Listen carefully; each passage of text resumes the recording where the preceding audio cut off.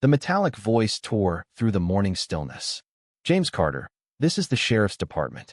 Step away from the house. Hands where we can see them.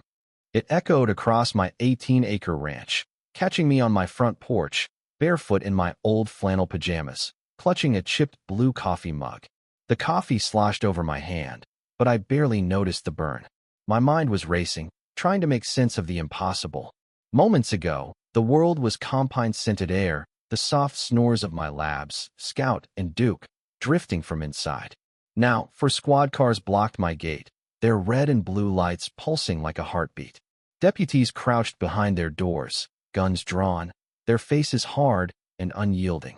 I scanned the scene, searching for answers. Then I saw her Margaret Hale, standing behind the lead car, arms crossed, her navy blazer crisp despite the morning humidity.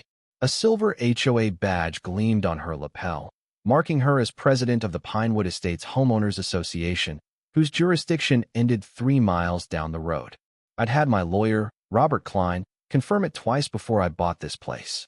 She had no power here, yet there she stood, a smug smile curling her lips, watching the chaos she'd unleashed. This wasn't a mistake. This was war. The gate groaned as it was forced open, not unlocked, but broken. 3 deputies in tactical vests marched across my lawn, their rifles aimed at my chest. Margaret's smile widened. The lead deputy stopped 10 feet from my porch. "Sir, we've got a credible tip you're storing illegal explosives in that barn," he said, his voice like gravel. Explosives? The lie was so bold, so malicious, it stole my breath. This wasn't just intimidation, it was a calculated move to destroy me, to take my land, my peace, everything I'd built. As their boots sank into my grass, I knew this fight began long before today. It began with her. A year ago, this ranch was my haven. After 40 years as a structural engineer, designing bridges and high-rises, I was done with city noise and deadlines. Selling my firm left me with more money than I needed, but all I wanted was quiet. I scoured dozens of properties, my one non-negotiable, no HOA. I wanted to build a shed without permits, paint my fence green if I felt like it, live free. This place, rolling hills, pine groves, bordering a state forest, was perfect. Robert confirmed the deed was clean. For months, it was paradise. I built a chicken coop with my own hands, planted a garden, and spent evenings on the porch with Scout and Duke, watching the sunset. Life felt real. Trouble started with a hum in the sky, a small drone hovering at my property line. Once, I thought it was a kid's toy. By the 4th time, always at 7:05 a.m. as I sipped my coffee, I knew it was surveillance. On the 5th day, I shot it down with my old pellet gun. That afternoon, a white golf cart rolled up my drive. Margaret Hale stepped out, clipboard in hand, her smile cold as ice. "You must be the new neighbor," she said, her voice syrupy. "James Carter," I replied, not offering a handshake. She didn't care. "We've had complaints about unauthorized activity and a firearm discharge on HOA land." "This isn't HOA land," I said, my jaw tight. Her smile sharpened. "A common misconception. The paperwork can be confusing." She handed me an envelope, not a welcome gift, but a list of violations: improper fencing, unapproved coop, rooster noise. I burned it in my fire pit, thinking that was the end. I was wrong. Margaret's harassment was relentless. Fines for grass height appeared in my mailbox, which mysteriously stopped delivering packages. My garden was trampled, a single line of footprints cutting through my carrots. Then came the online post, anonymous, on a local forum, twisting a minor scaffold issue from my old firm into a smear on my reputation. It was a surgical strike. I called Robert. In his Austin office, I laid out the letters, garden photos, the forum printout. "Legally, you're solid," he said, his face grim. "But this is coordinated. There's venom here." He was right. My neighbor, Tom Reed, got a letter claiming his kid's backyard play violated HOA quiet hours, though his land was even farther from Pinewood Estates. I filed a harassment complaint with the sheriff's department. Deputy Harris took notes, promised to investigate, then called to say Margaret claimed it was a map error. "She's passionate about her community," he said. "Don't escalate." The system wasn't just failing, it was protecting her. I fortified my home. New locks, high-def cameras, motion-activated floodlights. For weeks, silence. Too quiet. Margaret's next move was clever county complaint accusing me of illegal commercial structures, my solar panels, and coop.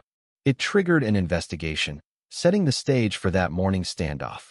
As I stood on my porch, deputies advancing, a storm rolled in. Lightning cracked, power died, and scouts' frantic barks cut through the wind not at the deputies, but behind the barn. I smelled it burning oil and cloth. Rounding the barn, I saw smoke curling from my generator, a rag stuffed in its fuel vent, smoldering toward the gasoline. Worse, Duke was tied to it, his leash tangled, whimpering inches from the fire. Rage took over. I shoved past the deputy, freed Duke, and doused the fire with a rain barrel. As I held my trembling dog, I saw a slender woman in the tree lean, watching with chilling calm. Not Margaret. Someone else. She met my gaze, then vanished into the woods. The deputies' radios crackled, their suspicion gone. They weren't chasing a cranky neighbor anymore. This was a crime scene.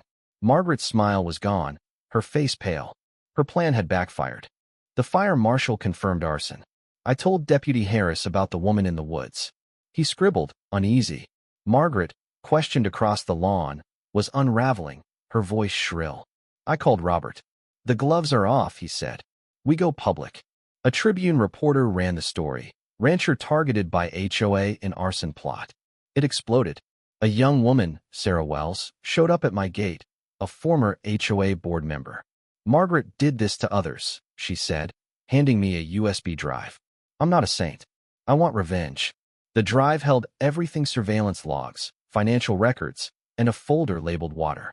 It detailed a scheme to control a massive aquifer under my land and others, masked as HOA business. Robert took the evidence to the DA, who was cautious but interested.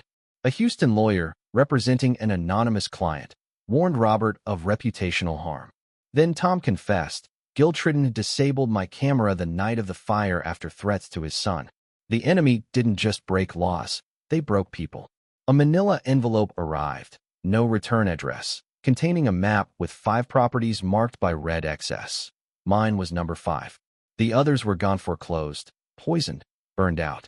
I visited them, meeting Ellen Price, whose horses were sickened, and saw the ruins of others, swallowed by a shell company. With Ellen's testimony and the USB, the DA escalated the case.